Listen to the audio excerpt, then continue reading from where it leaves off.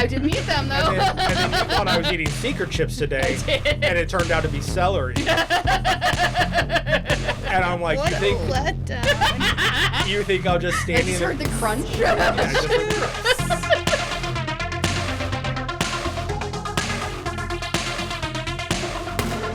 Welcome to another episode of the Creature Podcast. I'm Mike. I'm Lindsay. And we've always talked about movies being too good for this show. Sure. And I don't know if it's just we've had a couple, like last episode was kind of cursed. Yes. We decided that we want to do something that was easy, beloved, and had been on that list. Yes. Right? And then I don't know what happened, what changed. We went out after one of the multiple cold storage sessions, and we were at a bar, and we were just like, I guess let's do this. We're talking about something easy. Because it was never on the list at all. It was never on the list. Because it was just too good. But I think we had talked about the movie recently, so it was in our brains. Okay. And it's just like, well, why don't we just do Cabin in the Woods? That's right, everybody. Today we're going to be talking about 2011's The Cabin in the Woods, written and directed by Drew Goddard and co-written by Joss Whedon. Drew Goddard began his writing career on Buffy and Angel. That makes sense. He went on to write things like Cloverfield, The Martian. He just had a big hit with Project Hail Mary. That just came out. This is his first directing. This is his directing debut. Right. Do we need to say anything about Joss Whedon? No. Yeah. He doesn't get it. He doesn't get anything. The dude seems to have just proven to be a villain at the end of the day, but we just leave it at that. And we established Jamie has not seen this. No. Don't really know anything about it. It make like No. that's awesome. Yeah. I can't wait to tell you this incredible story. Oh, no. I don't think you've got a problem with any of this. There's not a dead animal in Yeah, I the was thing like, any unless you pets count die? a wolf, which is taxidermy. Oh, yeah. No. The taxidermy wolf doesn't count. And don't worry, animals kill humans Yeah. in this a lot. Get him. It's quite a road to get there, though. Yeah. Lindsay, do you want to get us started? Okay. We start in a office break room, and two guys are getting coffee. It's Steve, who is Bradley Whitford, and Gary. Okay, so this is going to be rough because they are Hadley and Sitterson for my entire notes. Steve and Gary for me. Okay, so who's Steve? Steve is Bradley Whitford. Okay. Yeah. Because I literally never knew their first names. My bad, because I looked their names up. Right, and everybody in the movie calls them by their last names. But way later in the movie, we learned their Sure. names. So, and I needed something to refer to them by, unless it was Bradley Whitford and the other guy I don't know. Okay, well, so yes, they're in a break room. They're at an old-fashioned, like, coffee vending machine. The one that drops the cup and then, yeah. White button-up, black tie. Yes. And they're just talking about baby-proofing a kitchen even before the wife is pregnant, Correct. right? Yes. Yes. They're, like, still in fertility stuff, and they're like, I don't even know. He's like, I can't even get my hands in the drawers. Right. It comes out like an inch, and Yes. da-da-da. Yes. So, like you said, Bradley Whitford has been in a million things. Million He's things. great. Most recently, Handmaid's Tale. Okay. The other guy is actor Richard Jenkins, and he is also in a million things. I love him in everything. He's the father who dies in the first episode of 6 Feet Under and comes back in dreams and the ghost. He's in a bunch of Coen Brothers movies. He's the dad in Step Brothers, which is right. and repeat at your uncle's house all the time. Yeah. He is, And this house. In this house, yeah. yeah, he is the garlic of actors. He's always necessary, and without him, something's missing from the dish. He's just understated and dry, but God, he's so fucking good. Okay. And these two characters are just the most bored guys at the office, Yep. just like talking. Yep. So they leave the break room, and they're joined by Wendy Lynn, who is Amy Acker. Amy Acker, she's a big-time Joss Whedon alum. She's Fred. She's Fred in Angel, and then plays a character kind of like this in Dollhouse, which was a show that he did that everyone's forgotten. Right. With Eliza Dushku. Yeah, exactly. That went on for a couple seasons. Yeah. And that was about what if you could take pretty people and dress them up into costumes and change their brains and make them do whatever you want, which is something that Joss Whedon, I think, had a problem with in real life Yeah. later on. Not treating his actors like people, but maybe more like dolls. Okay. She tells them that Stockholm went south. Stockholm went down. Yeah. And they're like, that's no big deal. Yeah. And it just leaves Japan and the U.S. now. Right. I have a note here that says I feel like when the movie is overly clever in such a good way that you just need to watch the movie. Okay, you And the episode's done. yeah, you did absolutely want to say this kind of at the top, which I kind of broached with a movie being too good. Yeah. This movie's great. Just go watch it. It's obviously your... And then come back and listen to us about Always do that. commentary about the movie. Go watch Scream 5 and then come listen to this. Go watch all of these movies first, obviously. Yeah. But this is such a cornerstone for what this type of movie is that 100 other people have tried to do before, and this is the pinnacle. Yes. This is a meta Yes. thing in its truest sense. And the entire movie is very clever. And It's wildly clever. It is wildly clever in both its speech and things that we're visually seeing. Yeah. And we will not be able to convey how clever it is. No. So definitely go watch the movie. And Goddard and Whedon, this is like famous. The story is that they have both told is they wrote this in 3 days. They did 15 pages a day. They put themselves in a room and just had this idea, and it just came out of them. Yeah. Which is kind of evident because it's just such a, for how fucking bonkers this gets, it's such a perfect little box. Yes. Like the cover. The cover is the cabin in little the box. woods, but Yeah, it's a little all puzzle turned box, like too. Yeah. a Rubik's Cube. Yep. Okay, so the two guys are saying that with Stockholm falling, it's just down to them and Japan. Right. So they tell Wendy that it hasn't been an issue since 1998, Yeah. when it was all Kim's fault. She's the chemistry department. And so Steve and Gary get now into a golf cart and start driving away. And Steve, Steve goes back to his conversation. Yeah, this office is like huge. There's people walking all over the place. It's very stark concrete. It's 2 levels, but there's an open, it's a mezzanine. A mezzanine. Yeah, so it's open. So it's clearly so big that you need golf carts to like get around from place to place. There's not a window in sight. Nope. You just don't know where you are. And when they're talking about Stockholm and Japan and the U.S., it's casual and also like it's sports. Right. Like they're teams in some way. You're not meant to know. So they're like, oh, Lynn, if you're so concerned, are you going to stay out of the betting pool? And then she's like, no, I'll be there. And she walks off and they drive away towards the cameras talking about coming over Monday. Liberating cabinets. To liberate his cabinets. Yes. And the whole screen jump scares you with a giant title card that just says "The Cabin in the Woods." Mm-hmm. What are we exactly? watching? I mean, it's like one of those movies where if you were in the theater, you'd be like, "Did I get to the wrong movie?" You know. So I told a story last night that when this movie's stuff was coming out, I'm like, man, this looks like my movie. Mm-hmm. And then my buddy couldn't make it, so I went on my own, pissing him off because I wanted to go so bad. So I was alone in the theater, and I'm just like this the whole time. And when he does The Cabin in the Woods the first time, I was just like, oh God, it's good. It's just unexpected, weird, and I don't know what's going to happen. Yes. So we cut to basically the start of a different thing. So now we're outside of an apartment, like on a crane shot, and we see a girl like packing bags and she's not wearing any pants. Right. Of course. So this is very much kind of a bustling college town. On the street down below are all these kids, students walking around back and forth. And the camera comes up and we see a girl dancing in her underwear while packing. Yes. And her name is Dana. Yes. And her roommate shows up and she's Jules and she's just recently dyed her hair blonde. Mm-hmm. And it seems like they're all going out of town for the weekend, and she and her boyfriend are trying to set Dana up with another guy. Yeah. Yeah. So Kristen Connolly is Dana. Anna Hutchinson is Jules. I don't know them from anything. I know, but I feel like if I don't drop their name, I am absolutely going to drop a couple names. Absolutely. Yeah. Absolutely. So then Jules takes some textbooks out of Dana's bag, and then her boyfriend Kurt shows up, who is Chris Hemsworth. Yeah. So this is pre-Thor Chris Hemsworth. I did know that Chris Hemsworth was in this. Yeah. Okay. That's about all I know. And he comes in and throws a foot.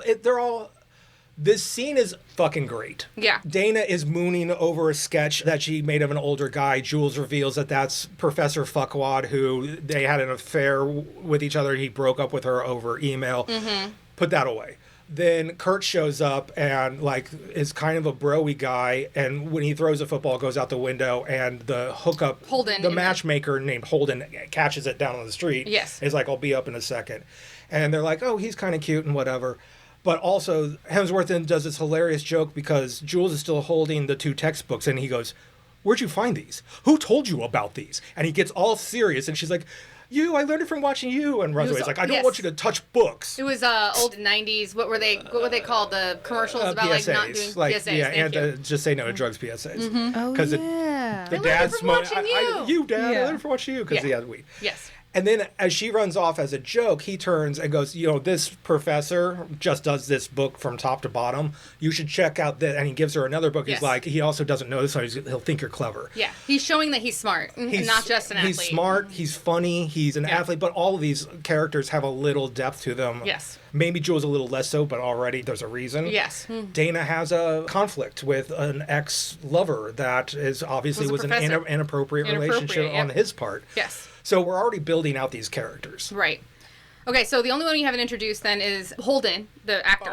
Yeah. He's Jesse Williams from Grey's Anatomy. Do you remember? 247 episodes of a show I've never seen. He's the blue-eyed young one. I don't know. Actually, Yes. I looked it up. I'm like, I don't recognize this guy. And then he had 276 episodes of Grey's Anatomy. How long has that show been on? Oh, like 18 years? My Jesus God. Christ. Is it still long? Yes. Way too long. It's too long. It started when I was in high school. Yeah, it's a long time. And even then, I remember I watched like the first 2 seasons, and then I was like, I can't. This is so dramatic, and nobody ever. This just fucking murdering people in weird ways all the time. I thought it was like a hospital show. It is, but people are dying in such bizarre, crazy. And there's like a plane crash, and I was like, after the second season, it's a soap opera. It sounds I like. can't do this anymore. I think I watched like 4 seasons of it, and then I quit because I like medical dramas up to a point, but I've never seen a single is just frame too of this much. show. It's crazy. Yeah, it's too much. too many. It's too much. Every time I see it, they're like, and the news, and I'm like, again,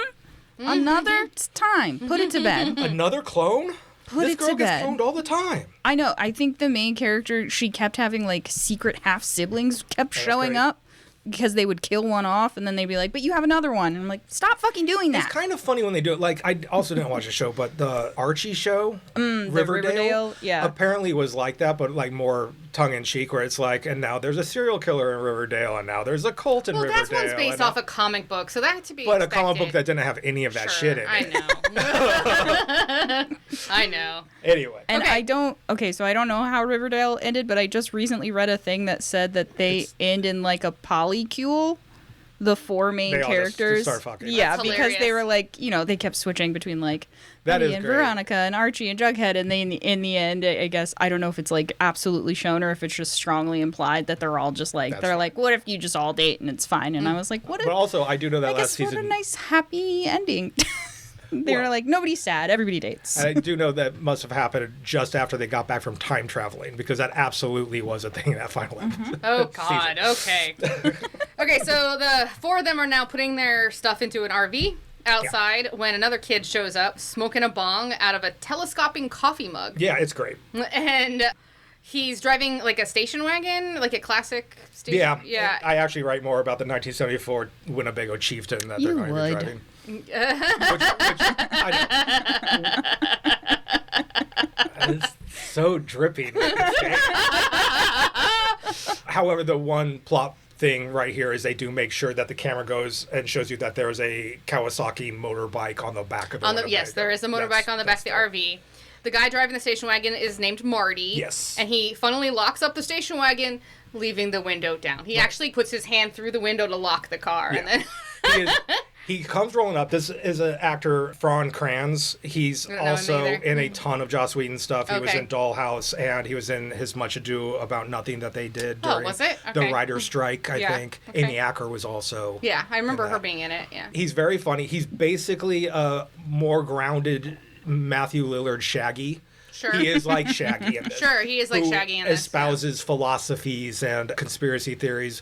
And like you said, he's driving with the whole car is smoked out. Yeah, it's completely smoked out. They clock him. They're like, what are you doing? And he collapses it down so it looks like a thermos. The stem comes out and turns into the thing. And he's like, statistically speaking, police will never pull over a man with a giant bong in his car. Why? Because they fear that man. And he walks past it. Every time he talks, he has a pretty funny delivery. He does, yes. So all the kids get in and they drive off. And we then see watchers of the camera. We rise up and we see there's somebody on the roof of the building with security. There's some agent earpiece on the roof watching them pack up and leave. Yes, and he reports back that the nest is empty, right on time. We're right on schedule. Yeah. Yes, Jamie, what is going on? Weird. So as they're driving in the middle of nowhere, Jules mentions that the road they're on is not on the GPS. Yep. And Marty says that was the intention, to be off-grid. And then he goes on a little rant about how society needs to be torn down, but they're too chicken shit to do it. Now, obviously, I identify with this character because he's like, we are all going to be increasingly tracked. And this is 2011. Yeah. So we're just now getting like GPS in all of our pockets and carrying around and doing, service agreement, privacy agreements all the time. Then we could say we could opt out of being tracked and it would actually work. we thought it did. I mean, who knows? But yeah, he says this is going to happen. The whole idea is they're putting us too locked into society. The only way out is to burn it down. We're just, like you said, too chicken shit to do it. Yeah. It sounds like he's like a militant, but no, he's more like he just says this with the weird stoner kind of just disdain. Yeah. He's not being like, burn it down. No. Yeah. Okay, so Steve and Gary have now entered a command center. It's like a secure door. So we've cut back to the office, and it's this giant vault door. Yeah, big vault door. There's only one other person in the room, and he's been sent from the military. His name is Truman. Yes. The actor name is Brian White. The control room, video cameras are narrowing in via satellite onto our kids in the RV. So this room is vast. It's got screens all over the place, control boards. It's got multi-tiers, so it looks like they're, like you said, the only 3 in here now, but it's big enough to have like a whole... Yeah, it can fit 100 people in there. It's huge. Yeah, group. Okay, so the kids have now arrived at a country gas station, which is really dilapidated. Yes. And empty and dirty. All of these And things. it's got a close sign on. It does have a close sign. But for whatever reason, they get out and start messing with the pumps, and Holden wanders inside. He goes inside, yeah. And it's nothing but like skinned animals and bear traps and all that type of shit. Yes. Holden then goes to leave because he doesn't think there's anybody in the building, but then suddenly a man shows up out of nowhere saying, "You've come here uninvited." Yeah. This is actor Tim DeZarn. He's in a lot of horror movies. He'll be in Demon Knight later on. We're going to do that movie, I think. And he just looks like your grizzled hillbilly. Yeah, he does. And during this whole scene, he's got a big old hunk of chew in his lip and is spitting at them, kind of, or close to them on the ground. Gross. I was watching something the other day and they called it dip. Yeah. I've always called it chew, but never dip. There's chaw. They call it that too? Yeah. It's probably gross. Dip, I think, has to be cut up fine because you're dipping into stuff. Chaw, I think, is a brick that you bite off of. I don't know. I've never done any of this shit. Mostly because I'm adverse to having a cup of my own spit next to me. You got to carry a cup with you all the time to spit in. Yeah, it's disgusting. I'm like, oof. Okay, so Holden goes outside with a man following, and he's like, the sign said closed. What are you doing here? They tell him they're just looking for some gas and some directions. They ask him about the house, that they're going to the cabin that Kurt's cousin bought. Guy says that it's the old Buckner place. Somebody's always trying to sell it. Somebody's always trying to get rid of it. Mm-hmm. Then the gas attendant is super rude to them, especially Jules, calling her a whore. Yeah. So this is obviously a power play back and forth. He's being very aggressive. He's like, does this have gas in it? He's like, do you know even how to use that thing? He goes over and starts helping them with it a little, with a little bit of gas. And he says, so this is also a pretty fun scene where he's like, Jules is engaging with him in conversation a little bit. And he's like, I've been up here since the war. And she's like, what war? And he's like, you know damn well what war, out of nowhere. Mm-hmm. And then Marty comes around and is like, was it the one with the blue and the gray on opposite sides? And he's like, are you fucking with me? He's like, you were rude to my friend. Mm-hmm. So I love that Marty, the Shaggy, is just like, I'm going to stand up to you because you are being an asshole. Yeah. And then he's like, your friend, that whore. And that's when Hemsworth is like, excuse me. Yes. And Holden's like, whoa. This needs to be shut the fuck down. We're going to get in a fight. Yeah. So Mordecai, sorry, this is what his name is. His name is Mordecai, yes. And, okay, he was definitely there for the Civil War. Yeah. They're like, we got our gas, we're leaving. He's like, got enough gas to get there. Coming back is going to be a whole other blah, blah, blah. Mm-hmm. And as they're all loading up, Marty does one last thing where he's like, well, good luck on your business. I hear the railroad's going to be coming through anytime. They jump in and drive off. Yes, okay. We get some pretty drone shots showing how isolated in the country they are. Yeah. And then the RV drives into a cave on the road. The camera follows an eagle flying over the canyon that the cave is next to, and then the eagle flies into a force field. Correct. So yeah, it is very much mountains and trees. Yeah. And off to the one side, this is important because this is like the arena, essentially. There's cliff, the road, and then a cliff all the way down where you can't see. It's like a ravine. So as you go, they drive into this tunnel. Yep. The eagle majestically soars, and then like a bug zapper goes off of something that like hexagon light for a second disappears. And then in the same shot, the RV comes out of the tunnel on the other side. The drivers, the They never occupants see have the no eagle. idea that just happened. Yeah. Now, I think I've seen this movie, but it was called Hunger Games. Uh-huh. It's not far off, actually. I mean, I guess if the kids were pitted against each other. Yeah, they're not against each other. No, that's true. Okay, the kids arrive at the cabin. It looks like the Evil Dead cabin. Exactly. That's what I think I get this confused with, as I'm like, isn't this like an Evil Dead movie? The cabin is on the outside exactly the Evil Dead cabin. So much so that when they show it for the establishing shot, the camera is low to the ground and pushes in through the leaves, which is such the Sam Raimi shot. This was not, let's kind of make it look like it. This is a direct homage to that. The Evil Dead cabin. And it's also funny because once they go inside, it's clearly way bigger on the inside. Oh, yeah, way bigger on the inside. And it goes way far back, which is also true of the Evil Dead cabin. Yes, it is true. The physics does not exist in these spaces. Yes. They all get inside. They go into their rooms. Everybody gets their own room, so it's got to be huge. Except for, obviously, there's the couple. They're going to get on their swimsuits to go down to the lake. Inside Holden's room, there's a horrible painting with, like, a hunting scene and an evisceration. It is a family and a pack of dogs all collectively ripping apart a sheep. Yeah, it's awful. And he doesn't like it, so he takes it off the he's wall. like, "Nope, not and that." now suddenly there's a one-way mirror behind the painting. When he takes it down, he's looking directly into the eyes of Dana. Yeah. And quickly realizes that it's on her side a mirror. Yes, and so he's and she's like looking at her face, checking her makeup, and then she starts to unbutton her shirt. And after a few looks, he stops her by banging on the wall. Yeah, it's great because he's just like, He's like, "No, should I? I'm not going to do that." And he's just like, and he's like, hold up. And he starts banging on the wall. He's like, I can't. Yeah, Like, he's wait not a that bad. Oh, I'm gonna feel bad about any of these kids dying. So Yeah. I'm like, they're fine. Yeah, they're all genuinely fine. They are all genuinely fine. Yeah. And that is part of the movie. Yes. That's a huge part of this movie. All the kids are now in the room looking through this one-way mirror, and they decide to check other rooms for more of them. Like, check this out. Which is, I thought, so funny because I'm like, it's just normal Airbnb shit. Yeah. We just assume every bedroom yeah. has cameras on us. Yeah. And that's why we don't stay at those fucking things. Right?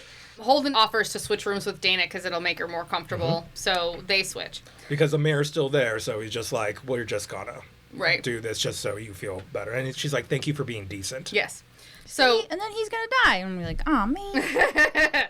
So now Dana's in the room with a one-way mirror, and she is watching Holden undress at first, and then she puts the painting And back. yeah, he's super hot, and He's all ripped. He's all ripped, and then Yeah. he starts to do this. She's like, God damn it! But she hates the painting, so Yeah. then she's like, I'm putting a blanket. She puts on a top. blanket on top of the blanket. Of the Both of them painting. fighting for their lives to be like, oh, no, no, Exactly. no. Then we zoom out, and we're now on security cameras in the control room with Steve and Gary. Yeah, the movie now pretty much does this thing where it's like we will go out of the cabin and through monitors Yes. in the control room. Yeah. Yeah. Yes. And you see that every single room. Every single room has its own. has Yes, cameras, has yeah. cameras. Every room there, we're watching it. Steve and Gary now report the room change to engineering. And then Wendy from chemistry comes into the control room and wants to increase the meds for Jules to increase her libido. Right. They want her to get hornier. Yes. And they reveal that her slowdown of cognition, they planted it in her They put her in her hair dye. Her hair dye is making her dumber. And Citizen goes, dumb blonde, poetic. Yes. So then the Harbinger from the gas station has called the control room. Which I love. They go, Harbinger on line 2, which is, he's the Harbinger. That's Yes. what his character is. Yes. He's pushy and scaring the boy who answered, so they transferred to Steve. Yeah, because Bradley Whitford's character is just like, can we take a message? And like, no, he's actually kind of scaring me. He's like, put him through. And of course, the Harbinger goes directly into, the lambs have come through the gate. They have come to the killing floor. And he's like, great, bud.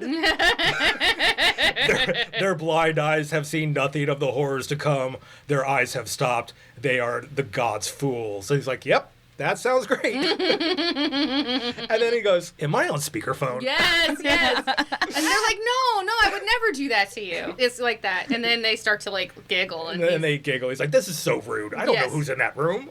Yes. So it's a good little joke on a joke. It is really funny.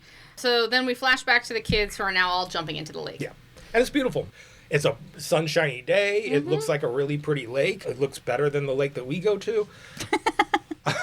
When there's less people, and I feel like that would be your criteria. Is it less brown? No, I don't think it's any less brown. Chris Hemsworth does a little fun. He's getting a little weird. He pushes Jules in. I just wrote down shenanigans. It's just shenanigans. But it's really great to see a shirtless Chris Hemsworth where he looks like just a buff guy. Yeah. A buff human. And not just super this weird, huge. Not a cod. angular god of thunder. God of GHB that he's become. I don't know. I don't think any of those guys are not natural. I have to assume. Yeah.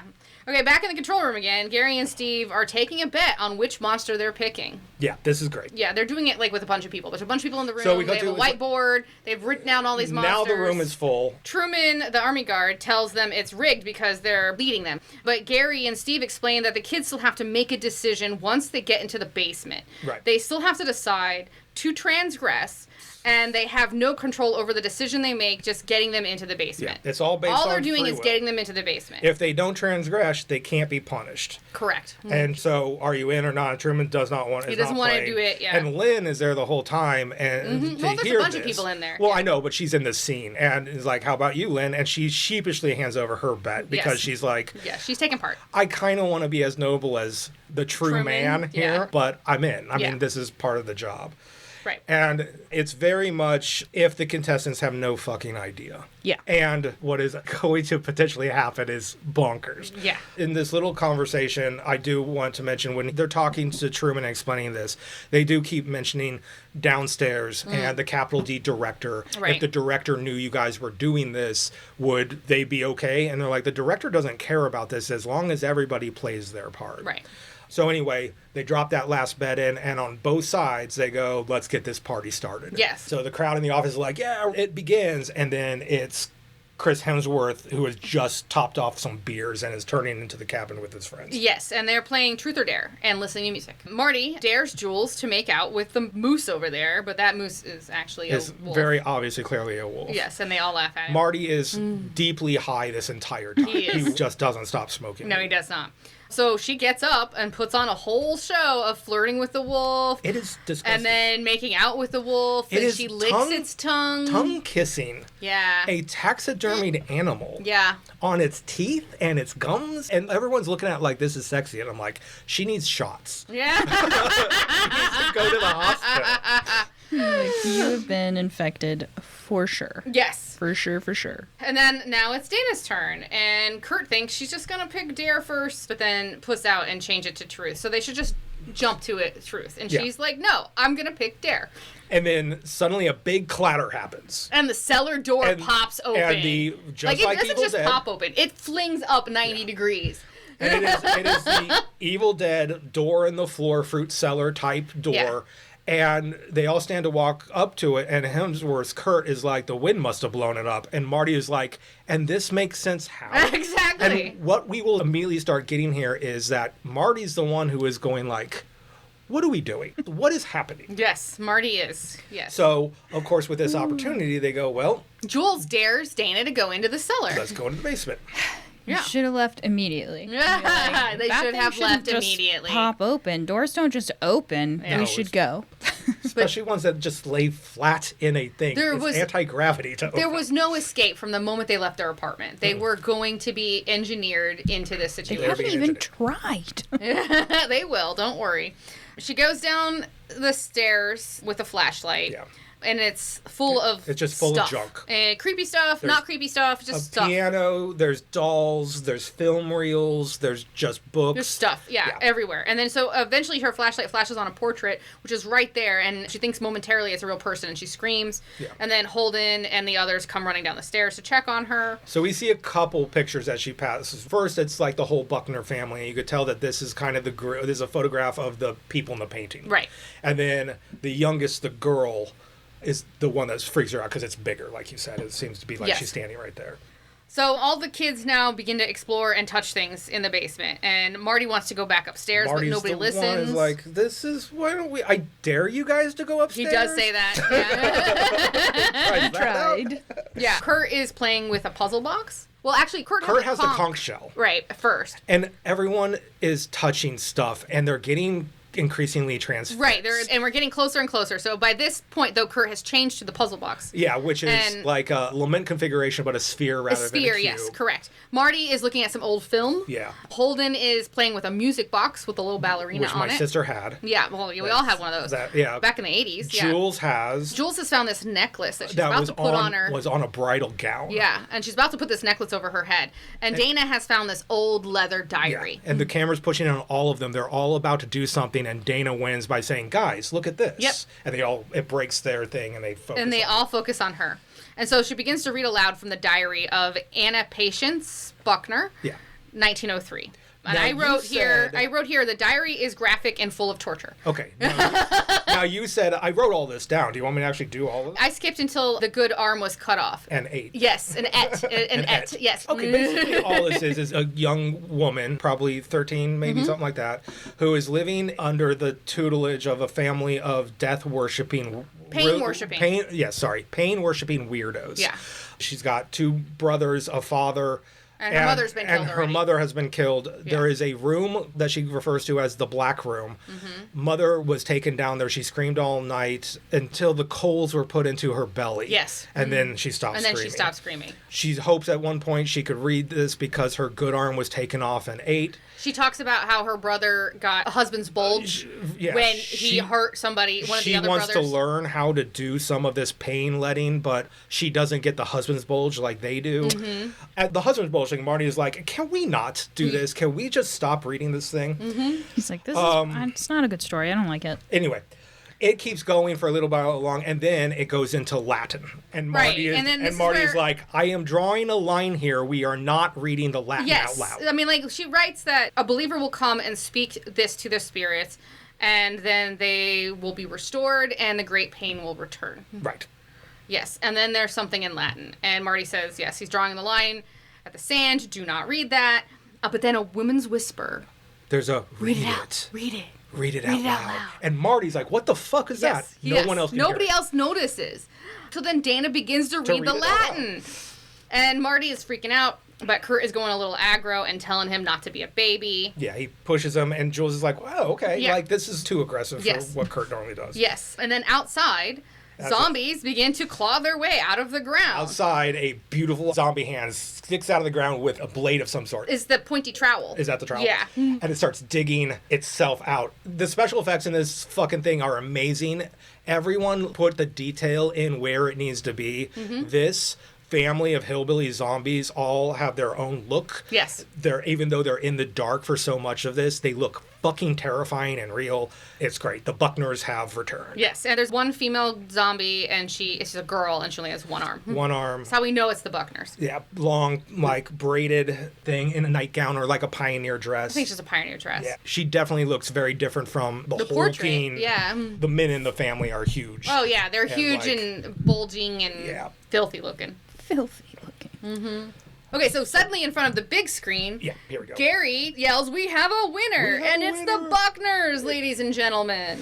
Maintenance and Ronald the intern won the betting pool. Yeah, the intern was there before. It's like maintenance always picks these guys because they're reliable. Yep. And he's doing this in front of the whiteboard. Yes. And the whiteboard has werewolves, alien beasts, mutants, wraiths, clowns, witches, sexy witches. For the Evil Dead fans out there, it has deadites and an angry molesting tree, which is okay. Sitterson's pick, whatever his first name is, he picked Hell-Lord. Hell-Lord, yeah. And we don't quite see who picked Mirror Man. But we hear about it really. Steve is really sad because it wasn't a merman and it was so close. Okay, and then there's also Snowman, Sugar Plum Fairy, and just Kevin. And of course, next to them there was like electrical maintenance, like all the different R&D. And what did they call this murdering family? So one of the workers walks up to him and is like, "That's unfair. I had zombies too." And he's like, "You had zombies. You did not have zombie redneck torture family. They're entirely separate species. It's like an elephant and an elephant seal. You get that, right? And she's just like... Fine. So, yeah, zombie redneck torture family is what the Buckners are. So then we zoom in on a TV screen of schoolgirls being terrified in Japan by a ring-like ghost. Yeah, it's like a Samara, like the black hair over the face, and she's hovering nightgown, and just screaming, and all these girls are in a classroom just trying to get out. Yeah. So then back at the cabin, Jules is dancing, and the others are feeling uncomfortable, other than Kurt, who's enjoying it. Can I go back for a second? Sure. There is kind of a thing here. What did I miss? While all the celebration is going on, Lynn walks up to Truman, and Truman is staring at the screens, and he's like, holy shit, there's monsters. That's freaking me out. He's like, these are things out of a nightmare. She's like, actually, they're something nightmares are from. Everything in our stable world is a remnant of the old world, courtesy of you-know-who. She goes, you'll get used to it. And he just turns around and goes, should you? Should you? Yeah. And it's great. Yes. It's that moment where it's like, what are we doing here? And that's when also Hadley is despondent and Sitherson consoles him because the conch was in Kurt's hand. Yes. And he's like, I'm never going to see a merman, ever. And he's like, man, just thank your lucky stars. The cleanup on those guys is terrible. Yes, he does say that. So we got our Buckners again. They have 100% clearance rate. Zombified, pain-worshipping, backwood idiots with a 100% clearance rate. Should we just call Japan now? And that's when we panned Japan. Okay. All right. So now, back in the cabin, Jules is doing this sexy dance in front of the fire, and everyone is like... Yeah, uncomfortable. Yeah, they're all just uncomfortable. Too much. Yes, but Kurt is standing back in the back. He's enjoying it. Except for Kurt, because he's like it's his horned girlfriend. up. And they have obviously both been pumped full of hormones. Yeah. Marty then announces that he has a theory about this place. And that's the cue for Jules and Kurt to leave the cabin. Yeah. So Marty goes to Dana and asks her if she seriously doesn't think that something weird is going on. And he's like, since when is Jules a celebutard? Yeah. And since when does Kurt pull aggro bullshit, calling his friend an egghead? He's a sociology major on full academic scholarship. Yeah, it's like, since when does anybody act like this? Right, exactly. And it's funny because this is the first time I noticed that Holden has suddenly put on glasses. Yeah. And now, knows what Latin is. So the glasses are just his first tell. And then Kurt calls him an egghead. And so I'm like, where did that come from? But it's because everyone is being bent into archetypes. Yes, they are being bent into archetypes. So she says that Kurt is just drunk. But he's like, Marty disagrees. He's seen them both drunk. We are all friends. I've seen you guys drunk before. Yeah. He's like, you're not seeing what you don't want to see. And then he whispers, puppeteers. Puppeteers. And then she repeats, puppeteers. And his very, very high brain goes, Pop-Tarts? Yeah, that joke didn't land very well for me. But so she says, you're really high, and walks away. And then he whispers to himself, we are not who we are. We are not who we are. And that's my favorite thing about Marty's character is the Pop-Tarts thing notwithstanding. He just goes on these little, moments of, whispering to himself about stuff that is, philosophical, but also you're onto something here, dude. Yes. And then he decides he's going to go read a book with pictures. Yes. This is too much. It's too much. Yeah. It's too much. Dana then returns to the couch next to Holden, who is translating the Latin from the journal. Right. He tells her he's having a really nice time, and it's a very cozy moment. Outside, Jules is running through the woods, giggling, and Kurt is chasing her. Yep. They start making out in the woods, and Kurt starts to unbutton her shirt. And in the control room, there are 35 men standing around. Just staring at the big screen. Yes. It is so waiting gross. for her to take off her shirt. Yeah. It's pretty gross. She says she's chilly, and she turns away from the camera. And they all go, oh. Yeah. And that's when Sitterson's like, all right, everybody, get out of here. Yep. We got work to do. Yep. Stephen kicks them out and then says that their basic human needs disgust him. That's what he says to them. And then they turn up the temperature in that sector. Because she said she was cold. And then they also increase a pheromone gas, which is coming through the leaves. So now Kurt and Jules make out some more. And then she says it's dark and to take her inside, right? Yeah. She's just like, why are we going to fuck out here? Yeah. And Kurt goes, this is why we came here. It's romantic. Yeah. And he's like, look how beautiful it is. And they turn up the ambiance. So all of all of this light and glittery stuff starts happening. And she's kind of falls in love with it. Yeah. So now they're making out on a bed of moss, and Steve goes, okay, baby, show us some boobies. Yeah. And now, I love it. It's crass, and Truman's like, what the fuck, guys? And he's like, hey, we're not the only ones watching this. We need to keep the customer happy. Do you understand what's at stake here? Yes. So it goes from this like casual, he's not leering. The two are never leering. They just have a check mark of things that have to happen. Yeah. Stuff that has to happen. And then when somebody's like, this is getting a little gratuitous, they're like, you need to shut the fuck up because this is important. They're check marking it because someone else is leering. Exactly. Yes. Yes, exactly. Then Jules takes off her shirt and they make out some more. And then a knife is suddenly pierced through her hand. Yeah, she's reaching through and a knife sticks her Which to I think is actually the pointy trowel, but yeah. Sure. She it's starts, so dark with some of these weapons. I know, There's just one in particular that we're obvious that we're going to talk about a bunch. She starts screaming, and then one of the zombies is now attacked. Kurt tackles the zombie, and then gets up to go back to Jules, and then the zombie gets up and stabs him in the back. Yeah, he's got this, like, I think is actually like a Oh, is this a sickle? Okay. Yeah. He punches the zombie a couple of times, and then pulls the thing out of his back. Then there's another zombie with a bear trap on a chain, and he swings it at Kurt and knocks him down. This is the weapon. So this zombie's the most... This is like Papa Zombie. This is like Papa Zombie. Do you know who Peter Steele from Typo Negative is? No. Okay. Listener, do you know who Peter Steele from Typo Negative is? Think of him. He's like 7 foot tall. No. He has... I didn't ask you. I am the voice of the listener. No. He's got... R.I.P. He passed away. He's got long, black, stringy hair that's just basically down in his face, and he's just a Hulk. Right, he is a big guy. And his weapon is flinging this bear trap on a chain at you. Yes. Which, after knocking down Kurt... He flings it at Jules, and it catches on her back. Basically, it gets their back skin. Yeah, and then he drags her toward him. Ugh.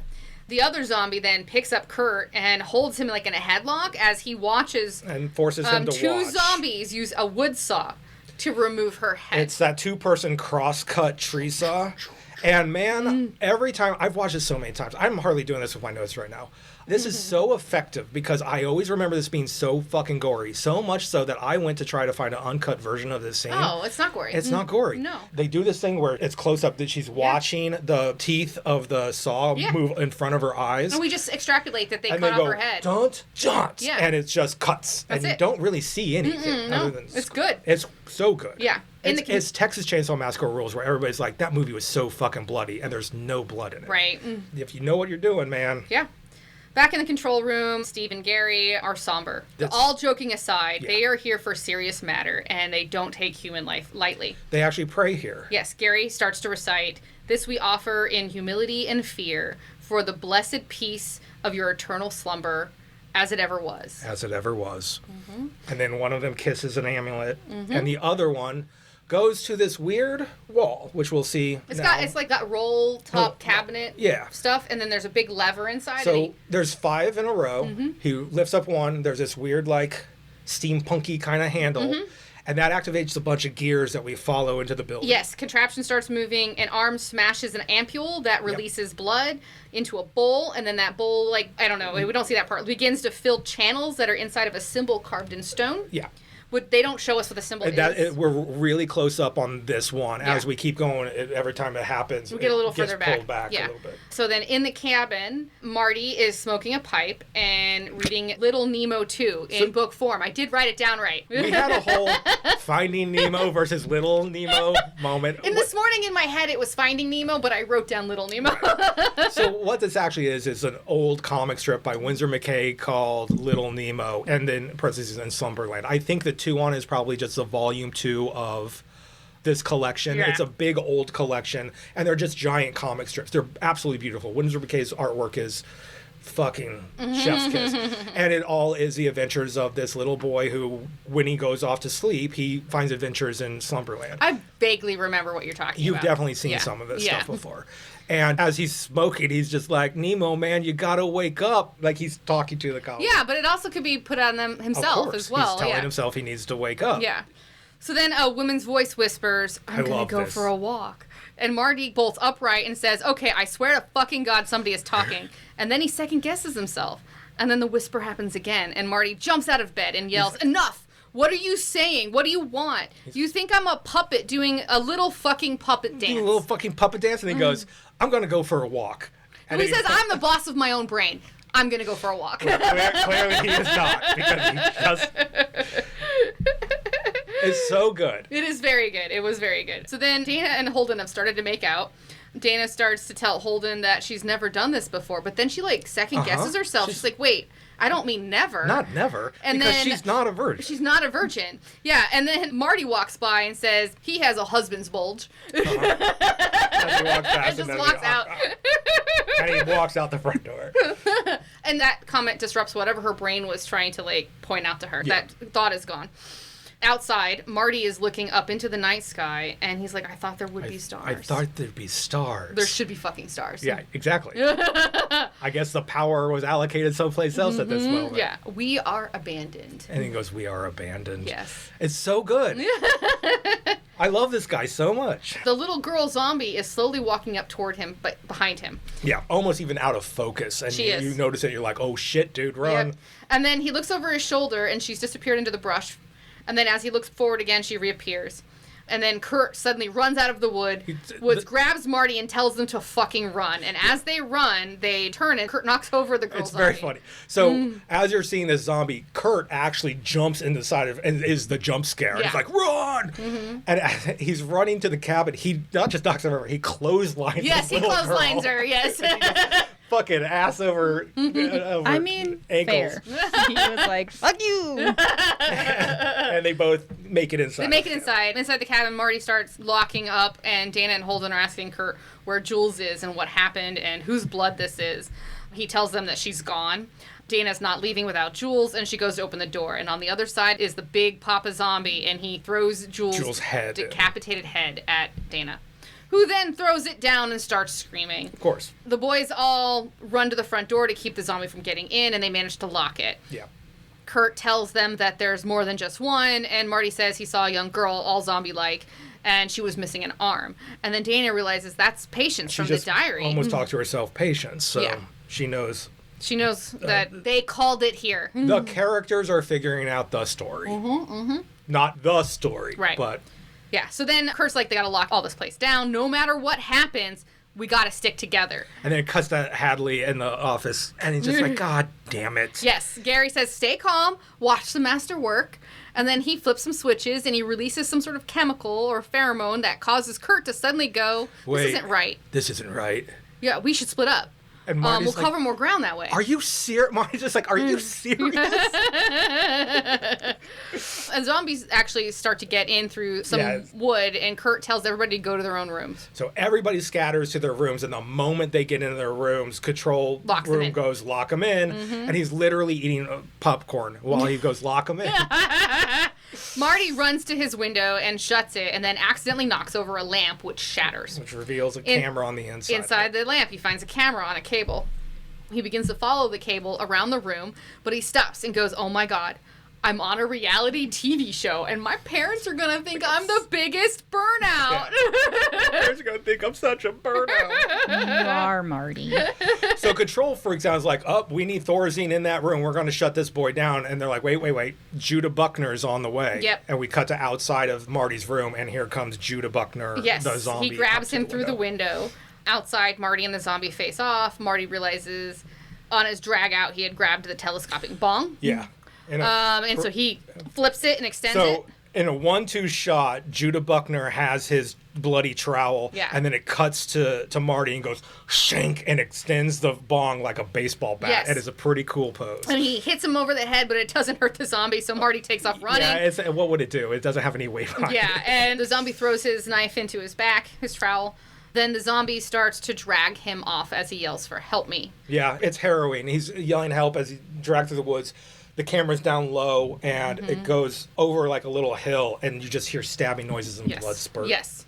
And then another lever is pulled for another offering. And this time the earth kind of tremors a little bit. Sure. The building begins to shake. Oh, yeah, and then also shakes the cabin. Steve says it's getting excited downstairs, which Gary replies, greatest show on earth. I mean, they're having fun. Yeah. I mean, things are under control. Things are under control right now. Yes, it's going as expected at the moment. They're back on track. Okay, so when the shaking ends, a zombie smashes through the glass in Dana's room, but she has moved an armoire in front of the window, so it's only like a little bit of the glass.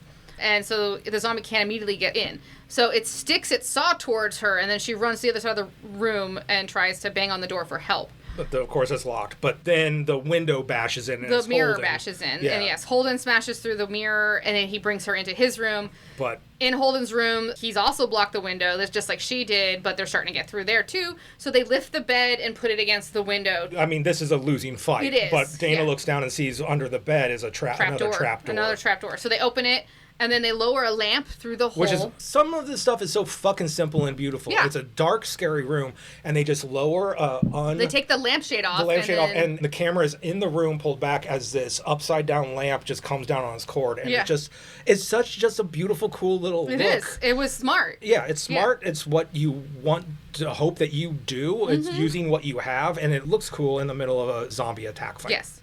They see that it's empty, and so Holden yells at Kurt to get down to the basement. And then they go down. When they get down there, they see that the room is covered in chains and implements, and then there's like a bed. Dana's like, oh shit, this is the black room. Mm-hmm. Yes, from the diary. And this is where he killed them, and this is where he's going to kill us. Yeah, it's a torture chamber. Mm-hmm. Holden says, no, he's not going to kill us. Just look for a door out of here. And so they're looking around the walls, and then Holden walks through the middle of the room, and suddenly the bear trap catches him on the back, pulling him up towards the ceiling. Yeah. Dana manages to pull him back down. Do you think we have enough back fat to get a bear trap to snag you from I don't. across? Okay, let's not experiment with that. Yeah, let's not try. Yeah. So Dana manages to pull him down, which also pulls the zombie half into the room. This is pretty gross because, like, he's being held up by a bear trap in his back, and she's pulling him down, so it's just, like, ripping. Yeah. You can imagine. It's not that gory. So Dana, she yells at the zombie, you like pain? How's that for you? As she stabs him through the face with the pry bar. Yeah, she puts a pry bar all the way through his eye and into the wood behind it, but it only stops him for half a second. Yeah, so then he wakes back up, and she grabs a knife and stabs him like 7 more times in his chest. And she backs away, and Holden's able to get the trap off his back. And it cuts back to the control room, and Bradley Whitford's character is like, these fucking zombies. Remember when you just throw a girl into a volcano? And that's all it is. And then Gary's like, how old do you think I am? Yeah, sure. And then he flips a switch and shocks Dana just enough that she drops the knife without noticing it. Oh, interesting. I didn't even catch that this time. Okay. Yeah, which is very interesting. So they back away from the zombie as Kurt finds them. They get out of the basement and outside. Yeah, so Kurt has gone down to the basement that they knew and found a door in the back of that led to the black room. Yes. So he comes in and basically shows them how to get out of there. Through the storm cellar, and now they're outside. Yes, they're outside, and Dana asks what about Marty, and Kurt tells her that they got him. So they get in the RV, and they drive away, but as they move the RV, we see there's a bloody handprint on the door. Yeah. And then we're in Japan. We got to Japan. And the schoolgirls are in a circle, singing in a ring, singing around the ghost. And they're all singing a happy song. And then the ghost screams and disintegrates into a frog. It goes down into this little circular, like, lotus... A bowl full of lotus flowers, yeah. Of lotus flowers. And then out comes a frog. And they're like, Kiko's spirit will now live forever in this frog. And they all go, yay! And it cuts back to Sinners who's going, fuck you! To the screen over and over again. Yes, he is. Fuck you, fuck you, fuck you, fuck you. Yes, many times. Lynn's like, Japanese is done. There's 0 fatalities there. It's a total wash. Total wash. Yes. And they go screen through after screen of all the failed events where the humans win and the monsters. They switch to Stockholm, and it's a helicopter view over a collapsed village. Buenos Aires, a giant horned ape like King Kong is dead on the ground. Madrid is an exploded... Like, all of these places have failed in this type of events that they were trying to do. There's only their own horror movies. Yes. And also only America's left, except, Yeah. Gary wants to know what happened to this guy's pot. He was supposed to be drooling, but he almost makes them instead. Something's wrong with this fucking weed. Like, none of their shit's working on Marty. Yeah. So the RV is headed towards the tunnel, and Wendy says that they treated the shit out of that guy's pot. Yeah. Steve sees something on the camera that makes him whisper shit, and then Wendy wants to know what is going on. She says, you guys are humanity's last hope. If the ancients rise, and then Steve tells her he's got to go and hangs up on her. Oh, because she was on the phone. Sorry. Yeah, she was on the phone. So it's hard with the notes. Yeah. She's like on a screen with them. It's like a vid call. Yes. So then Steve tells Gary there's no cave-in. Yeah. So the tunnel is open. The Winnebago is driving out of here, and the tunnel that they use to get in here is just the tunnel. It should have had a cave-in. This fucking thing should have blown an hour ago. Yeah. And Sitterson is just running through this office. Yes. I love the detail of this. They could just... I don't know, man. It's just like in the middle of this bizarre story with zombies and shit, He's now like, excuse me, running through office to office trying to get, and he's got to get to the control room. He gets into explosion. a different control room where Electrical's standing there, all looking at pieces of paper and going, "We don't know, what's man. Wrong. Yeah. There was a short," and he just like, "Get out of my way!" And he goes underneath this exposed, all these wirings under this desk. Yeah. And he starts fiddling. Yeah, he's trying to fix the control panel. So then Wendy runs to the control room and asks Steve what is going on. Why hasn't the tunnel blown? Right then, Gary manages to hotwire the explosion in the tunnel. Kurt has to back out the RV of the tunnel before the whole thing collapses. It's all collapsing in front of them as he's reversing back out. Yes. So they manage to explode the tunnel just in time. So now the kids are outside the RV, and they're looking at the road on the other side of the ravine. So basically it's like a U. So like it comes in straight, goes through the tunnel, and then it goes out again. And so like literally you just see the road on the other side. And Kurt's like, it's right there. It's just right there. Yes. But how are they going to get out here? They don't have any climbing gear. And then Kirk decides to jump on his dirt bike. The dirt bike comes into play. Yeah. They decide to jump the gorge. Yep. Holden and Kurt scope it out, and then he tells Dana that he's made bigger jumps before. She's worried. The two boys are being kind of bro. He's like, I could do this. They're looking at it. And then Holden's like, don't hold back. And he's like, I never do. Okay, so he backs up and he makes, the drive down the hill so that he can make this jump. And then he flies halfway across this gorge and hits that fucking force field. And then his corpse bounces all the way down for so long. Yeah. And every time it hits, it's gold. And that gold little like hexagon flash happens. Yes. And they're just like screaming as they watch their friend battered body fail them. And then Dana goes, puppeteers. Marty was right. Yep, because this is the first time they realize that there's a force field. There's a force field. Yep. Holden then tells Dana to get back in the van. Oh, real quick, they cut to lever three and the blood and whatever. The whole thing. Then back in the van. Back in the van. They start driving back. Holden says that they're going to try to drive through to another road, and if they have to, they'll get out and walk. Dana tells them it's not going to work. Dana's on Marty's page now. Yeah. She's like, they've thought of all of this. He's like, if there's not a back road, we'll go through the forest. And she's just like, I hate to break it to you. Yeah. And then suddenly, Holden is stabbed through the neck from behind. Yep. There's a zombie in the van. There's a zombie in the van. And the blood of it splats all over Dana's face. Yeah, she's covered in it. It's very cool looking. Yeah, the van drives off the road into the lake. Yep. So it crashes into the lake. The hatch on the roof has enough air that she is able to get a big breath before she opens said hatch to escape. And this is a little artistic license.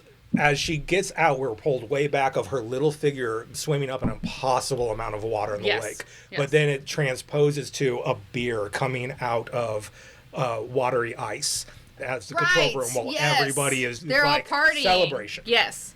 They start drinking beers. Truman doesn't understand because Dana's still alive, and Steve tells him that the virgin's death is optional as long as it's last. It's the very definition of a final girl. Yes. Like, she could die or not, we did it. Mm-hmm. The day is over as long as, the main thing is she suffers. Yeah, and the main thing is she suffers. Yes.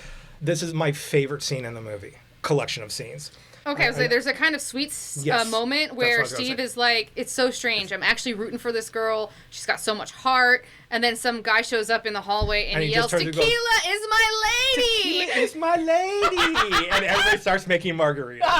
So I love, they do this over and over again in the movie, and I know it's the same trick, but it's this whole moment of sweet seriousness immediately disrupted by some id. Your basic human needs disgusting. Okay, I have to say, like, to work in this kind of place, you probably have to be that turned on and off at the same time. That's what Lynn says to Truman earlier. She's like, this is a hard job. Yeah. You need to let off steam. You have to constantly be, like, disconnecting from what you're actually doing, or else you're not going to be able to do this job. Now... And they'll kill you, I'm sure. This is the ultimate expression of that. So we cut to a dark dock, and Dana has pulled herself out. Yep. She's laying there and just breathing. Yeah. And then the bear trap almost gets her in the head. Yeah. The zombie, Papa Zombie, is still alive. In the control room, they're playing music and partying while Dana is being attacked and the chain wrapped around her neck. This is my favorite moment. So she's being brutalized by this thing. It is being displayed on this giant screen while everybody is partying. REO Speedwagon. Is this one that is? REO Speedwagon, Roll with the Changes is playing. The party is in full swing. folks are flirting with each other, arguing over PTO. It's cutting to little groups of people. Like one guy's like, hey, I heard you like the ballet. Do you think maybe I got 2 tickets? And the girl walks away. Yeah. Sitterson is drunkenly yelling at Electrical about the tunnel and stuff like that. All of this is happening to this giant party while in the background, this young girl is being beaten over and over and over again. Yes. It is thrown, then picked up, then choked, thrown down again. And it is my favorite scene in the movie. Right. It is this juxtaposition of absolute disregard of human life. Yeah. It's a conversation the whole movie is having. At what point do we say, nah, we're not going to do this anymore? Right. So, okay, in this scene, so Gary does start talking to the guys who were supposed to blow the cave, and they say it wasn't their fault. There was a power reroute from upstairs. That doesn't come back. It doesn't, but I think this is Joss Whedon has a bunch of upstairs, downstairs bullshit. Right. And I think, because he says here, what do you mean upstairs? He does. And then a red phone rings. Yes. I think what he's saying is this is a good intervention, because downstairs is where the director is. So I think it's just heaven and hell, which sucks. I hate that. I don't want this to be a heaven and hell situation. Right. But I think that's all it is. It also doesn't... For some reason, they wanted them to escape somewhere upstairs. Wanted them to be able to escape. Or for some reason, they wanted the whole fucking Enterprise to start fail. over. Yeah. Which, you know what I mean? I mean, we'll get to the end of the movie, but it is... I can't believe the craziest stuff in this movie hasn't even happened yet. Anyway, it was one of the very few things I have with this. I would have left out upstairs and downstairs completely. Right. It would have just been the director. I would have called directors or CEOs or whatever. Yeah. Okay, so the red phone starts ringing. So Steve tells everyone to turn the fucking music off. I love it. When the red phone rings, it's a rare phone. And the vibe, when his delivery... It's just worry. Yeah, his delivery is so, turn the fucking music off. Yeah. It's so good. He goes to answer the phone, and the person on the other end tells them that everything is not done within the guidelines.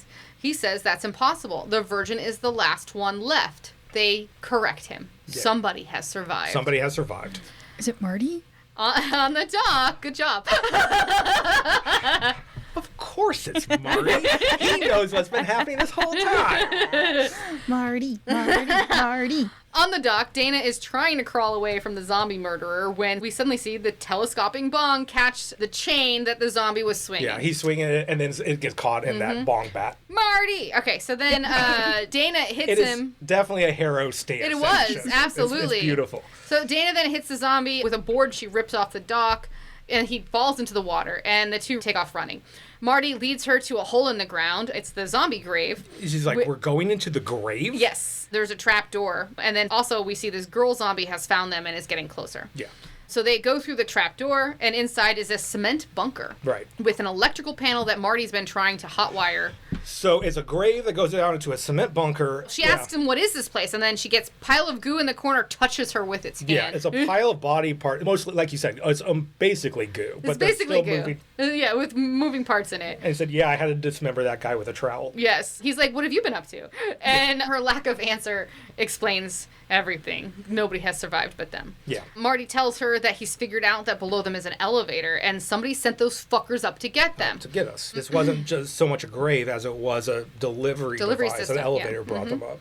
Now there's no controls in the box, but there's a maintenance override here in this panel to get it to go down. And she's like, do we want it to go down? And he goes, where else are we going to go? Exactly. So Dana lowers herself down into the elevator, and Marty uses the override connections, and he joins her. Okay. And then some body parts fall on his head, which is the same kind of pile of body parts that was crawling around, but it does have a payoff. Yes, it does. So the elevator descends. So we are in a different kind of vibe. We're in an elevator where 2 sides are glass and 2 sides are solid. It is burnished steel. It's got blue lighting. LED lighting. Yeah. It's more high tech than what we have seen. We've gone from cabin in the woods to very high tech to concrete bunker to a high tech thing. Yeah. So the elevator goes down and then it stops for a second and then it goes sideways. Now we started going sideways. It stops and the glass side of the elevator, one of them, just shows darkness, and Dana gets super close, just trying to see what's out there, and suddenly a werewolf is snarling at her on the other side. A werewolf jumps at her, scaring both of them. And then it moves on. It moves again. Behind them, On the other glass side is a spectral, smoky ghost. It's like a fog ghost that comes out and screams. And then it moves again. Shung shung. And then now each one of them is looking at a different monster over each other's shoulder. Yeah. You know? It's like me and Mike, and there's glass, and there's glass. And Marty is seeing a ballerina with teeth for face. So it's the ballerina music box girl, but when she turns around, it's a series of screaming mouths with rings of teeth. Yeah. And then Dana is seeing a large man covered in wounds with saw blades sticking out of his head, and he's holding the puzzle box. Right. So now, is this the Hell Lord, do you think? It's the Hell Lord, because it's a Cenobite. Instead of pinhead, it's saw blade head. And instead of a cube configuration, it's a ball. Right. It's a direct Hellraiser. Right. I knew that. I knew it was a Hellraiser. Because he's very serious. He's all leathered out, and he's just like staring at her smoldering. Smoldering, and they're just making eye contact. That's pinhead. And then she goes, "We chose. In the cellar, all that shit we were playing with, they made us choose how we were going to die." Dana starts then attacking the glass, smearing blood everywhere, and the elevator begins moving again. The camera pans out, and we just see hundreds of boxes. An insane Rubik's Cube of each chamber, a giant spider, a clown, a huge snake, the twins from The Shining. They are in a vending machine of horrors. Yes. And I Am the Theater in 2011 is just like my favorite thing is happening. This is so stupid. This is so amazing. Yes. And it just gets better from here. It does get better from here. Back in the control room, Steven and Gary are both yelling on radios and phones or whatever to somebody to find them. They saw them go down an access tunnel and that they have to be in the building, and the fool has to die first. He cannot outlive her. So quickly we realize what's going on in these two separate stories are basically right on top of one another. Yes, this is the same facility. Yeah, they're in the same facility, yeah. Wendy comes in and says, cleanup team says that they missed one of this kid's stash, and whatever he's been smoking has immunized him from their shit. So, like, that's why he's not just a dumb... Which I kind of love this, because it doesn't matter. Like, I thought, like, someone betrayed it. Someone threw a wrench in this on purpose. No, he's just been smoking his good... He had a hidden stash, his good shit, and they didn't find it. He just had his good shit for vacation, and it derailed the whole thing. Yeah, it derailed the whole thing because it's not their laced crap. Yeah. This is that good Gorilla Pie Indigo Kush that... you can't fuck with mines. See that? So the security camera finds Dana and Marty. They get lowered, and the door opens, and a security guard comes in, screaming at them with a gun step out of the elevator. This is full-on, like, police action screaming guy going, "Get out, blah, blah, blah." Yes, and then he says, "Just the girl," which gives them pause. Right. And then they start yelling at him, "Why do you want to kill us?" And then suddenly, the zombie hand grabs the security guard's ankle, which gives Marty the chance... Well, the guard freaks out and starts shooting down at the ground. Yes, and it gives Marty the chance to body check him into the wall and knock him out. Right. Because he's scared. He picks up the gun and the trowel the zombie had, and he said, "Good work, zombie arm." Yeah, and as they run off, I love this, because the knocked out guard is laying in the elevator. We're down at his level, and as the door starts closing, the zombie hand crawls up his face and just starts like pulling, and then the elevator shuts. So what a terrible death that would be, is just being mauled by a hand, pawed at by a zombie hand to death. Like, it's just gonna worm its fingers into your eyes and stuff. Yeah. So outside the elevator, they're in like a room of elevators, like you would at the bottom of like an office building. This is important. Like 6 elevators, 3 on each side. Yeah. And there's a security room in the back. There's a security booth, but nobody's in it. It's a plexiglass, security. Yeah. And then the hallway branches off. Right. And then a woman comes over the intercom. Now, did you recognize her from the go? Okay. Of course. It's Sigourney Weaver. Sure. And she says, "You're not supposed to be here." Yeah. She says, "You shouldn't be here. This should have gone more quickly, and I can imagine your pain and confusion. But no, that's what's happening to you is part of something bigger, something older, and something known. Using horrible things, nightmare creatures, but it's nothing compared to what lies below. It's our task to placate the ancient ones, and it's yours to be offered up to them. Forgive us and let us get it over with." Yep. And she's mama bearing. It's like she's trying to be very sweet. I understand, but we got to do this. Yeah. So then they run into the guard station, and a bunch of security guards with menacing machine guns. Yeah, basically they have nowhere to go other than the security booth. Yes. And there's a whole, like, gaggle of dudes with guns that are just opening fire on this, like, bulletproof glass. Yes. Inside, Dana realizes what the controls do. And she goes... And they decide to hit the purge button. She goes, "An army of nightmares, huh?" Mm-hmm. And she looks at Marty, and Marty just nods because this is a moment. And she goes, "Let's get this party started." Yep. And then an alarm buzzes, and the soldier stops shooting. Then the army of nightmares start to come down the elevators. It's not the alarm. It's an elevator. Ding. Okay. And then they're like, what? Every elevator door opens up. This fucking scene is 13-year-old Mike's. Just like, we did movies, guys. We don't have to do movies. So as it opens the floodgates and every fucking horror story into the room, the soldier-filled corridor, one is a bat creature picks it up. A giant snake swarms in and gulps down a guy. A robot made out of buzzsaws comes in and starts cutting someone up. An entire root system shoots out of an elevator into a dude and draws it back in. A witch just yanks a man's soul out and flies off. It's absolute chaos. It happens in 3 seconds. Yeah. Gouting blood everywhere. And this is the first time I ever stopped and was like, I want to watch this. And there is not a detail taken out. No. I'm not even putting all the details in. Well, the werewolf's in the room. I didn't write any of it down. It's so fucking...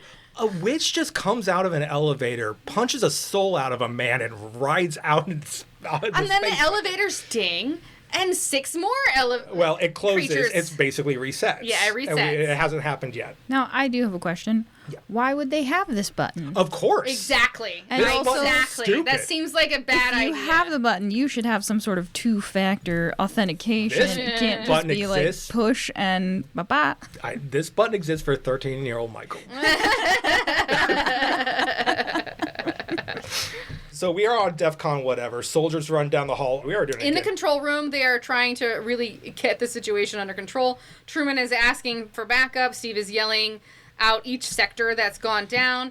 And there's supposed to be a failsafe gas, but it's not going off because something scary chewed through it. Yeah. Monsters are everywhere. Yes. And then the control room goes dark. And then it, restarts. Yeah. Something is now banging on the secure door of the control room. Back with Marty and Dana, a giant bat creature dives through the glass window where they're hiding, and they have to run. Yeah, it's like all the bullets have, weakened this thing, and finally this thing is bashed in, and it is, It's huge. It's like this dragony bat thing. Its face opens up when it screams. It's creepy. They just paid attention to detail here. Yeah, they did. Marty shoots some guy in the head, and green goo comes out, and they run. Right, he shoots that's the mutant. Okay, and so they run into an actual alive employee who tries to warn them that the north gate is blocked, so they can't go that way. He's then attacked by a giant bat. The bat creature picks him up and runs rams into him the through wall, a wall. and it creates a hole in the wall. And then behind them, an explosion happens, and then in front of them, shambling zombies, not the zombies we've been dealing with, but shambling zombies are now advancing, so they go through the hole. More havoc and murder. That's what I wrote. Yeah, but it's not just more, it's beautiful. Hell lords have walked out and are wandering through places. Out one elevator door, 3 people in suits but broken china masks just somberly walk out into the room. There's actually 4 of those. Okay. There's ghosts, smoke ghosts, torture demons are puking acid on face. And whereas we pull out into the control room, we're watching all of these things play out on little screens. And my favorite one, I'm sorry for this, is there's just a good old-fashioned woman screaming while stuff's going on in the background. She just puts a gun to her head and blows her head off. Because that's the peaceful way to die now. This whole facility is just... Yeah. Fucking my dream. Yeah. So of how humans should go down. So the hallway in front of all the elevators is just covered in blood and gore. Just it's everywhere. Walls, floor is 2 inches thick of just blood and gore. Elevator dings again. Only one elevator this time. And it opens and our girl zombie. Patience wanders into the fray. Walks into the fray. Yep. Back in the control room, it looks like scarecrows have breached the control room and have attacked Truman. They've taken him down. Steve is got an automatic weapon, and he's shooting at things. Gary is trying to do something with controls on the floor. As Truman is being eviscerated. Yeah, he's being ripped apart by scarecrows. Anyway. Okay, so as he's being eviscerated, he grabs a grenade, and it explodes and blasts Steve across the room. Yeah. As he wakes up from being stunned, a merman comes right at him. He's laying down, and here. Okay, so the merman Finally saw that merman. This fat, blobby dude. Fish guy. Fish lips with big teeth, and he's got a kind of a thin / blowhole combo. Yeah. And he goes slap. And he's like, it's like a pug, breathing. And he just goes, oh, come on. As he slithers himself on top of him and starts, Yeah, and then you just see, blood squirt from the blowhole. Gouts of blood are spraying out of the blowhole. Yep, okay. Sitterson and Lynn are both working on this hatch. They're trying to get this hatch open, but then they finally get it open, and a tentacle comes down and grabs Wendy. A huge tentacle comes through the ceiling and takes Lynn screaming out of the picture. Yes, so now it's just Gary, and so he goes through the hatch and into some tunnels. He's running, and he runs right into Dana's trowel. Yeah. Through the belly. Dana turns the corner, and he basically stabs himself on her trowel. Yeah, and as he's falling down onto the ground, he entreats her to kill him. He's like, and he is not talking about himself. No, he's saying, kill Marty. Yeah, kill Marty. And he dies. Yeah. Marty then hands her his gun and says, here, this will be easier. Right. It's interesting. Marty doesn't really know what's going on, but it is the idea that stabbing someone is very hard, but killing someone with a gun will be easier. And that is now on her mind. Yes, that is on her mind. She keeps being told to kill this boy. Yes. So they continue down some stone steps into what looks like a temple. Yeah, we are now in a temple. This room has large stone panels with carvings on them. And so these are the carvings that we saw get filled with blood when the lever was pulled. All of them have blood except for one of the 5. It's a very ornate stone floor, a circular floor, but it's also floating. It is floating. There's a gap between the wall. The wall and down there is just... these stone panels are the archetypes. These are the carvings of the archetypes. They'll still say them in a second. Yeah.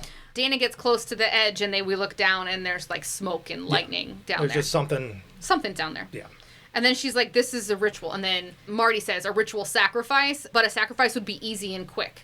Like tied to a rock with robes and a knife. That's what he's saying. He's like, this could be easy. What is all of this? Yes. And she's like, they want to see them punished. And he's like, punished for what? And then a voice off camera goes, for being young. And Sigourney Weaver walks into the movie. Yep. This is the director. Yes. She says, every culture is different, but it's always youth. Yeah. There has to be at least 5.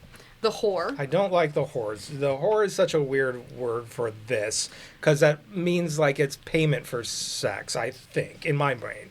It should be like... So she was corrupted, so she had to die. Because, like, basically, in this game, they're saying that women archetypes are either a virgin or a whore. You're not anything else. So, I mean, that is what it, from time immemorial, has been. Yes. But, okay, fine. So, the whore, she was corrupted and has to die first. The athlete, the scholar, the fool, and then finally, the last to live or die as fate decides, the virgin. And she's like, me? And Sigourney goes, well, we work with what we have. Yes.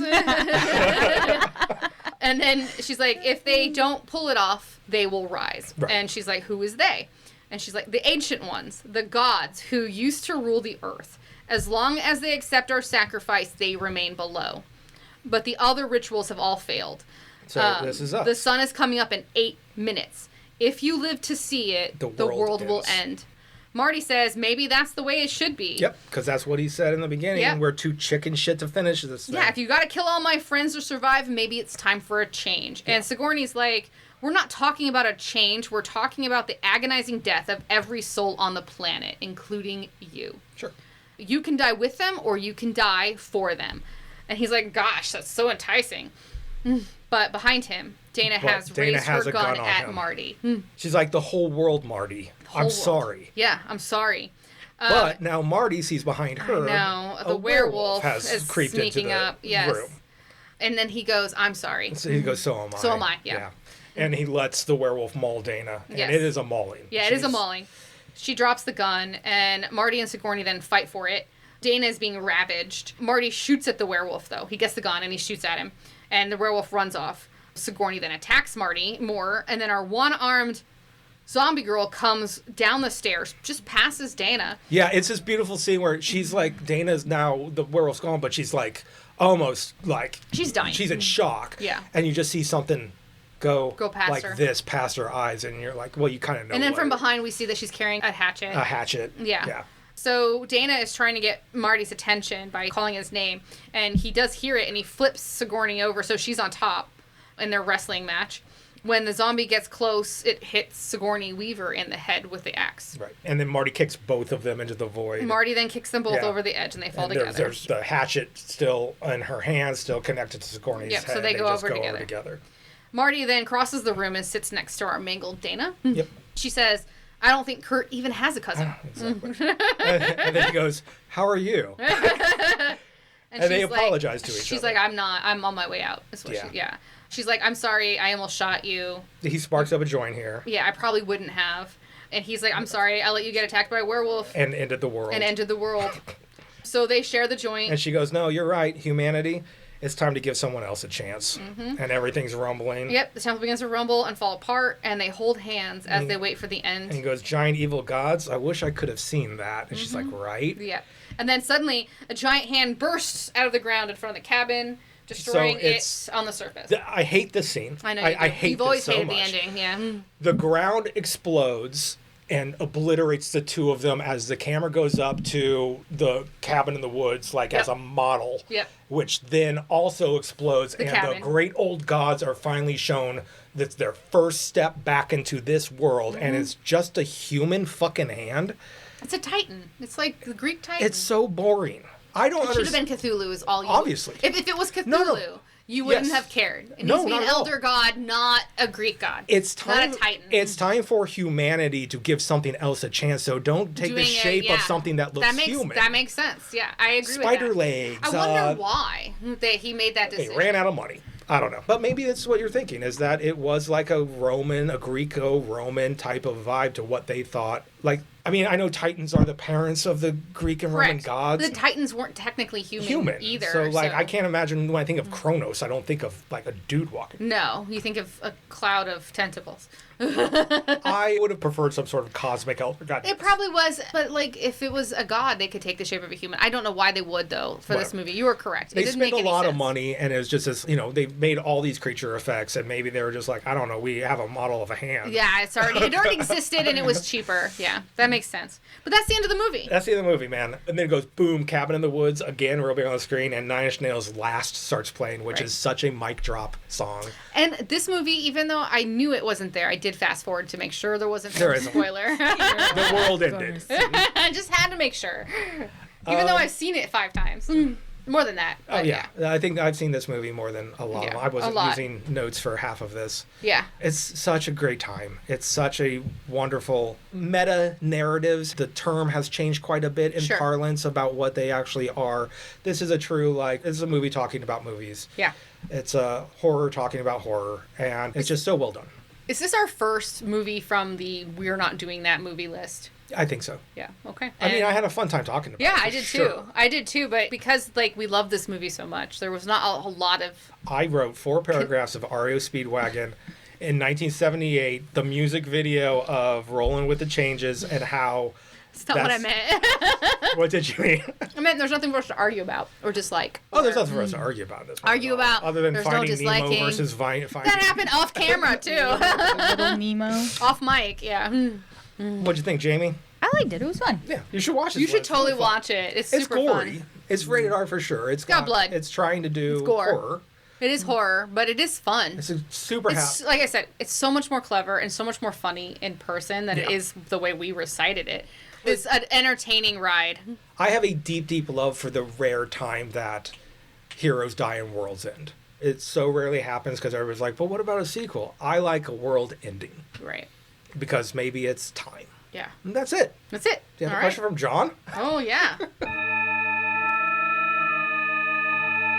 If you go to an ice cream shop, what is your go-to order?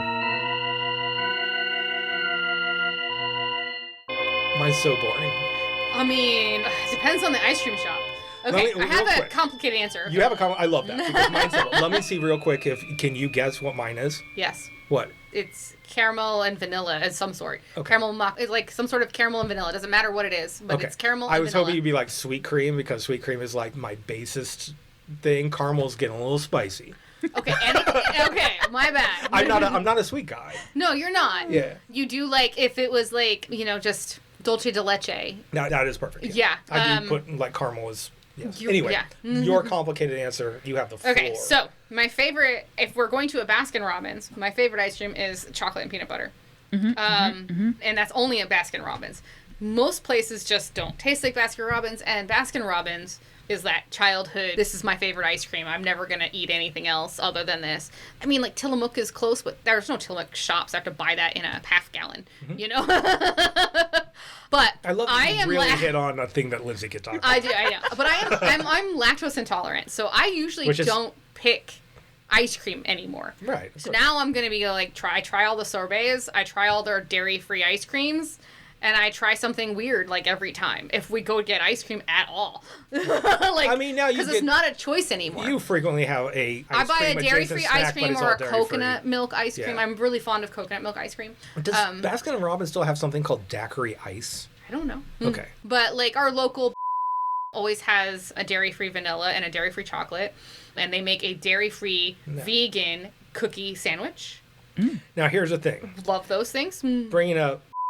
They're all over the city now. No. They do batshit crazy things. Yeah. Once they teamed up with a local barbecue place that had They do it every year. burnt-in ice cream with barbecue sauce, whatever, and I absolutely get that. Yeah. Not How every was time. meat and ice cream? It's bad. It's bad time. It's cold, fatty meat in ice cream with a barbecue sauce drizzle, but I have to get it once. You call it pickle ice cream. I'm gonna try it. Like I need to try. If it's weird, it. he's gonna try it for sure.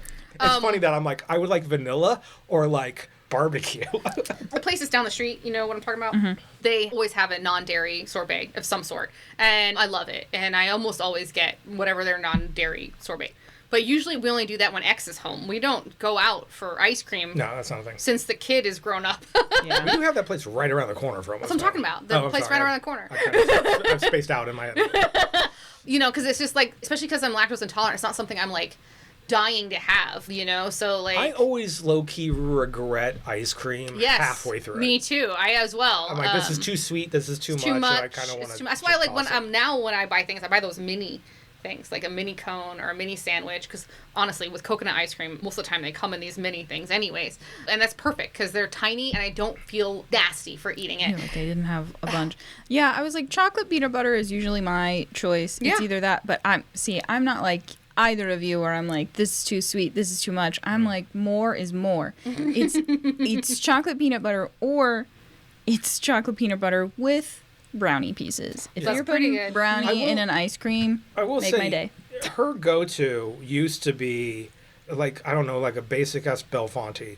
Chocolate ice cream with these like shards of peanut butter in them. That's what I'm talking about. That's Baskin-Robbins style. Okay. Chocolate peanut butter. Yeah. I don't like that because I'll eat the whole fucking thing. There's something about that the shards of peanut butter because they don't put any sugar in the peanut butter. It's like that's just straight peanut. We buy sometimes from the store the chocolate peanut butter Tillamook. Yeah, the Tillamook. That's what I'm saying. It's the closest. Same thing. Peanut butter, but that's like $8 for that half gallon. Anyway, yeah, and it's also like 2,000 calories. Yes, for I agree. fucking... No, but like Rebel ice cream, which is lactose free. They make a peanut butter version, but there's just not chocolate peanut butter. It's vanilla with ribbons of peanut butter, just like that, with little tiny peanut butter cups. And I love it, but I have to eat it in like across like. No. So I get the groceries, but then occasionally John will order something on top of what I've ordered. Like a delivery. Yeah. Okay. And then when he's ordering groceries, I don't know if he's high when he's doing this, but like when it comes here, yes, it's he's like high when he's doing it. It's like Captain Crunch peanut butter cereal. Yep. It's Tillamook ice cream. It's a bunch of Oreos. And I was like, stop buying this stuff, because inevitably what happens is I have no off switch or no control, which is why I just don't buy it, and then I'll eat all of it. And he was like, well, just don't eat it. And I was like, that's the stupidest thing you've ever said to me is to not sit down with a sleeve of Oreos in one go and just finish it. I really do think, of course, it's the sibling thing again, because Lindsay's like, she's very much like, oh, we're at the store and we're hungry and like had some cocktails or whatever, and Lindsay's like, and a snack for this and a sweet and whatever. And then 2 days later, she's like, you ate all of this. I'm like, yeah. You bought it and then I ate. What do you want to do? I have learned recently that she has this portion control where she nets this stuff out. Okay, and so I'm just like, no. I've learned recently, so like I always notice, like if I went grocery shopping and I bought snacks, I have to open all the snacks and try all the snacks, right? I have to try them all. But that's all I need to do. And I've recently noticed this at work. So like I could buy, like, I have my little candy jar and I buy one type of candy. And I can have one piece of the one type of candy every day and be fine. But as soon as somebody buys other types of candy, I have to try that other type of candy. I have to get one piece. It's like when there's variety, I've got to eat one of everything like, for some reason. Well, I like, get that, when there's not, I'm good with one But you don't piece. eat multiples of the new. No, I just eat one of everything. I just got to try one. Yeah, and I'd be fine. I do the same thing like with like. I'm the same way. I got to try a bite of everything in the room. Yeah, even if there's like, it's your particular bag of chips or whatever, I'm still going to try your chips for a second. Like when you bought the honey mustard ones the other day, I just had two and then put it back.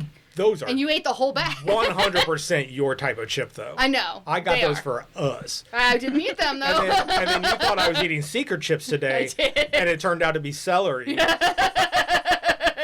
And I'm like, What you think a letdown. you think I'll just I stand just in heard the crunch. Yeah, I just heard the crunch. And I'm like, you just think I'm eating secret chips in the middle of the room? I have secret chips. Or do I? Because you'll never know, because my secret chips are that secret. Well, Yes. I've had John start, I'm like, if you're going to have this in the house, you had better hide it from me. Which now means that occasionally I'll, like, open up a cupboard or go to look at something and I'm like, ooh, treats. I love it.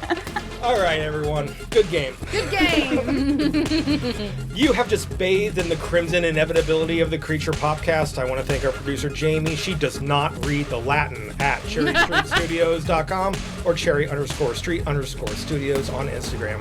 Thank you to Kevin MacLeod for our music.